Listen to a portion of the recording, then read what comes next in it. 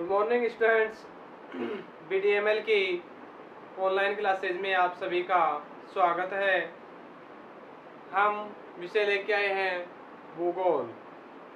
तो बच्चों, भूगोल के बारे में हम काफ़ी समय से पढ़ते आ रहे हैं। तो भूगोल विषय की संक्षिप्त जानकारी, ये भूगोल के बारे में हम पुनः एक बार वर्णन करेंगे।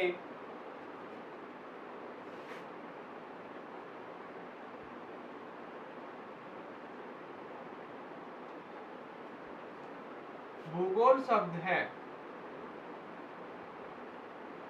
भूगोल शब्द की उत्पत्ति अंग्रेजी के ज्योग्राफी शब्द से हुई है।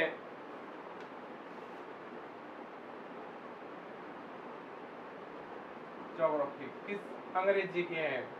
इसका है अंग्रेजी का। ज्योग्राफी शब्द दो शब्दों से मिलकर बना है, जियो प्लस ग्राफी। जियो का पृथ्वी, ग्राफी का मतलब वर्णन, यानी कह सकते हैं सामान्य अर्थों में कि पृथ्वी का वर्णन करना ही भूगोल कहलाता है। पृथ्वी का वर्णन करना ही क्या है? भूगोल। तो सामान्य कह सकते हैं पृथ्वी का वर्णन करना ही क्या है? भूगोल है। ज्योग्राफी है, ये ग्रीक भाषा या यूनानी भाषा का शब्द है। इसे लाने का श्रेय भी ग्रीक या यूनानियों को ही है। ज्योग्राफी शब्द की के जनक हैं इरेटोस्थनीज। ज्योग्राफी शब्द के जनक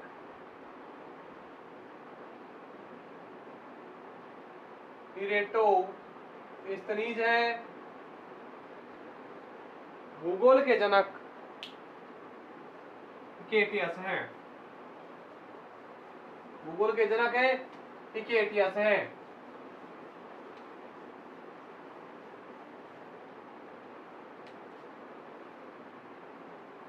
भूगोल शब्द के जनक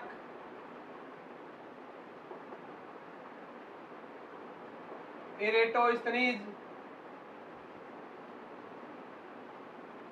भूगोल के जनक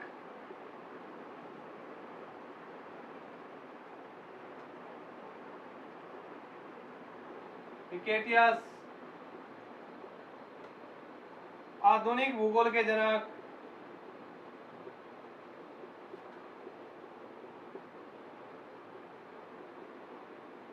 रेडचेल। तो बच्चों, ये हमने पहले पढ़ चुके हैं, पहले क्लास में हमने इनका अध्ययन कर लिया है।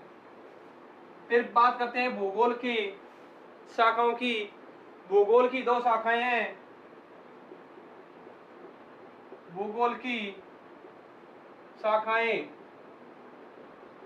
दो शाखाएं हैं, भौतिक भूगोल, मानव भूगोल। भौतिक भूगोल का अध्ययन हम पिछली क्लास में कर चुके हैं। मानव भूगोल का अध्ययन इस क्लास में कर रहे हैं। भौतिक भूगोल में हमारे को जो प्रकृति से जो भी भूदृश्य दिखाई देते हैं, जिसका निर्माण करने में मानव का कोई सहयोग नहीं रहा है, ये सब भौतिक भूगोल में आते हैं। और जिन भूदृश्यों का निर्माण करने का सहयोग मानव का रहा है, वो मानव भूगोल में आता है। जैसे वनस्पति है, वनस्पति निर्माण में या वनस्पति उगाने में मानव का कोई सहयोग नहीं रहा है, और उनसे छोटे छोटे उपयोगी पौधों को छांट कर अलग करना मानव भूगोल में आता है। नदी लाने का श्रेय मानव का नहीं रहा है, और नहरें मानव का सहयोग रहा है। तो मनुष्य सिंचाई के लिए, पेयजल के लिए नहरों का उपयोग करता है।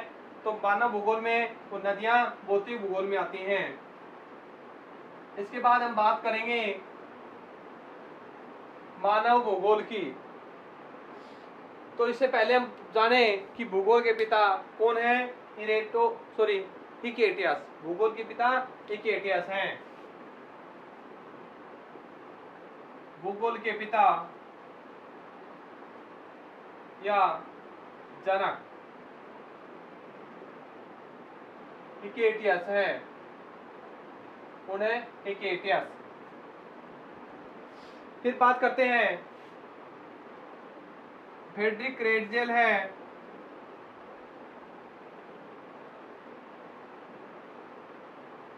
इन्होंने भूगोल के जीवन के बारे में बताया है। भूगोल की परिभाषा दी है, मानव भूगोल की परिभाषा दी है। तो मानव भूगोल का जो विकास है, विकास कब से शुरू हुआ?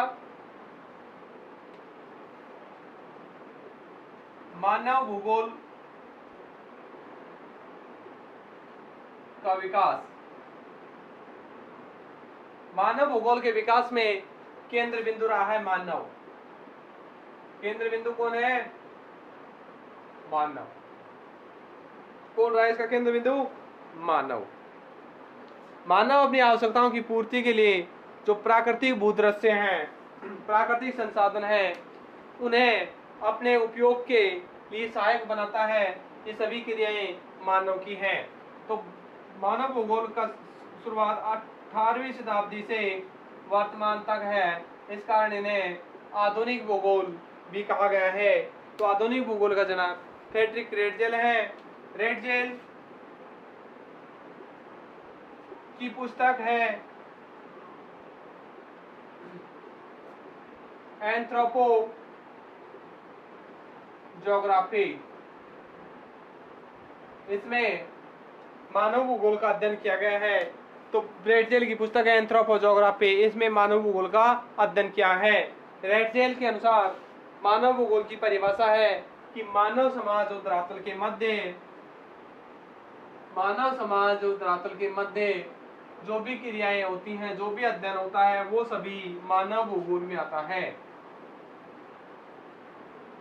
तो यहाँ से छोटे छोटे क्वेश्चन उठ के आते हैं कि रेटजेल की पुस्तक एंथ्रोपो ज्योग्राफी, रेटजेल के अनुसार मानव भूगोल की परिभाषा, मानव भूगोल मानव समाज और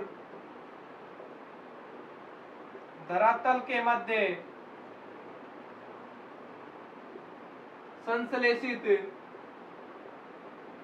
या निर्मित, संश्लेषित या निर्मित अध्ययन है। निर्मित अध्ययन है,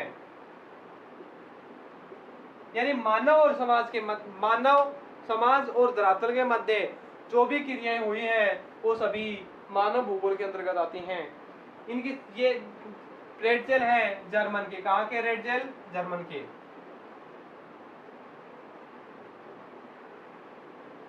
जर्मनी भूगोल नेता है। इनकी शिष्या है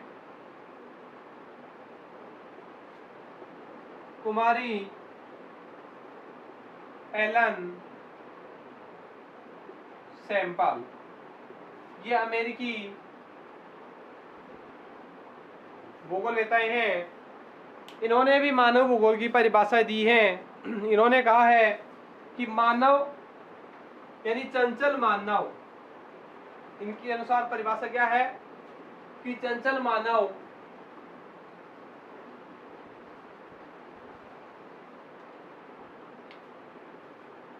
एलन के अनुसार चंचल मानव और अस्थायी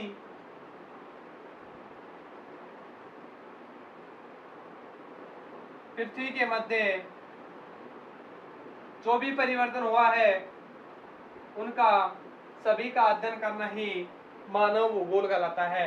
ये दोनों निश्चयवादी हैं, एलन और रेटजेल।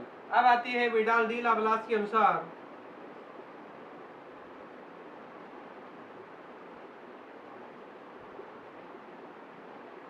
विडाल डी लाप्लास एक परिभाषा अलग से देता है। ये कहता है मानव समाज और धरातल के बीच एक नया विचार देता है ये कहता है कि प्रकृति को नियंत्रित करने वाले जो भी भौतिक कारक हैं उनका और मानव का जो भी आपस में मेल है वो सभी मानव भूगोल के अंतर्गत आता है। ये सभ्यवादी विचारधारा है, इनमें विडाल डी लाप्लास मानव को अधिक महत्व देता है। इसके बाद बात आती है कि विकास का जो काल है उस काल से के अनुसार विकास मानव भूगोल के विकास के 3 काल हैं, प्राचीन काल, मध्यकाल और आधुनिक काल। प्राचीन काल में मनुष्य प्राकृतिक प्रकोपों से भयभीत रहता था। वह अपनी स्थिति को ध्यान में रखते हुए उन सभी का आदर करता था, देवी देवताओं के रूप में पूजता था। जल की, सूर्य की, अग्नि की, सभी की वो पूजा करता था और प्रकृति के भय से एक भयभीत रहकर उनका दास के रूप में कार्य करता था। एक बंधन के में रहकर, एक नियम के में रहकर कार्य करने लगा। मध्यकाल में स्थिति आई कि मनुष्य धीरे धीरे उन्होंने अन्वेषण किया, खोज की, आविष्कार किया, व्यापारीकरण में आदि में संपर्क में आने लगा और औद्योगिकरण विकास करने में मनुष्य एक सक्षम प्राणी के रूप में उभर कर आया। फिर स्थिति काल आता है आधुनिक काल। आधुनिक काल के भूगोलवेता हैं हम्बोल्ट, रिटर, रेडजेल आदि हैं। आधुनिक काल के समय मानव ने एक अच्छी शुरुआत की, अपने जीवन जीने के ढंग को सुधारा और उससे अब तकनीकी सुविधाएं विकसित की, औद्योगिकरण विकास जारी किया और जीवन जीने का तरीका, अंदाज और ढंग एक अलग ही सहयोग की भावना की स्थिति उत्पन्न हुई, जिससे मानव आगे चलकर वातावरण के साथ सहयोग बनाते हुए अपने आप को आगे बढ़ाया। इनमें 3 विचारधाराएं अलग थी। एक निश्चयवाद थी, निश्चयवाद में मानव दास था। निश्चयवाद में मानव दास नहीं है प्रकृति का, प्रकृति मनुष्य के अकॉर्डिंग कार्य करती है। संभववाद में ये स्थिति बनती है। ये सभी कार्य एक नवनिश्चयवाद की विचारधारा आती है, मानव और समाज के मध्य एक संतुलन की स्थिति पैदा करती है, वो है नवनिश्चयवाद की स्थिति।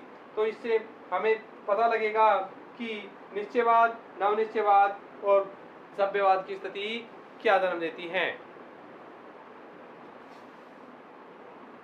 आगे हम अगली क्लास में आगे एक नया टॉपिक शुरू करेंगे, वो होगा जनजातियां।